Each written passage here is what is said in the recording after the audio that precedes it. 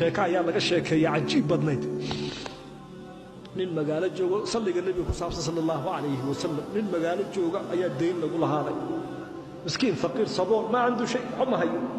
markaasuu amaahday lacag 500 diinaar hal laysiyo lacagtii baa la siiyay ninkii baa yiri goormaad soo celinaysaa xilli buu u qabtay xilligii baa yimid oo lacagtii baa la yiri keen deyntii 500 diinaar keen baa ma hayo biir waxba ma hayo qaadigii baa la geeyay ninkii miskiinka saboolka ah qaadigii baa loo geeyay hay qaadi ninka amaah ma ka qaadatay ha xilligii waxba ma hayo alla xidhay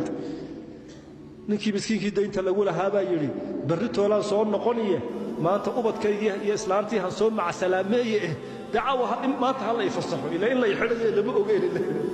markaasuu qaadigii yiri maxaan kugu aaminaa inaad birtooda soo noqonayso waama ku xidhaya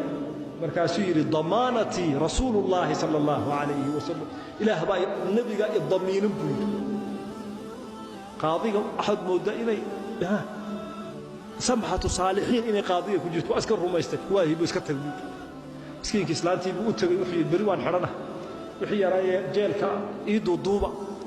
intaana reerka ku sii wadwada sahan isku ogaana hadda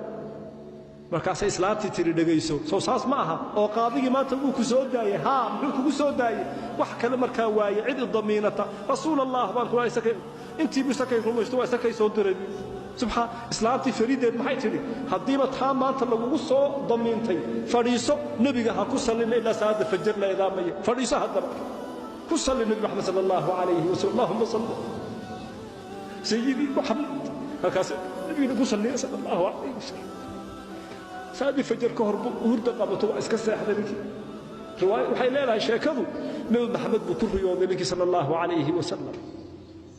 aroorta u tag buu yiri ninka bari saabka magaalada ka ah iga bixida deyntii 500 diinaar haduu ku weydiiyo maxaa ku calaamada waxaad ku tiraahdaa buu yiri adiguba nabiga waad ku sallidaa in badan sallallahu alayhi wa sallam maalintii kun jeer baad ku sallidaa maalintii ugu dambeysay shaki baa ka galay kunkii inuu dhameystiray inaanu dhameystirnay rasuulullaahi wuxuu ku leeyahay way ka dhan tahay intii buu sheegay bari saabkii bay warsaa sameeyaa 500 horta hoob yiri deyntii iska bix 2500 na adigu qaado subhana rabbika ninkii 500 deyntiina haysta 2500 na haysta u yimid qaadigii markaasuu yiri horta ballantii waa aniga maanta iskeenay waan imid 500 na waa tag war shantaada hayso buu yiri shantaada hayso sababtaada awgeed ama nabi maxamed ku riyooday aniguna sallallahu alayhi wa sallam qaadigii baa 500 na ana bixinaya tag kii deynta kula haayo cararaya yimid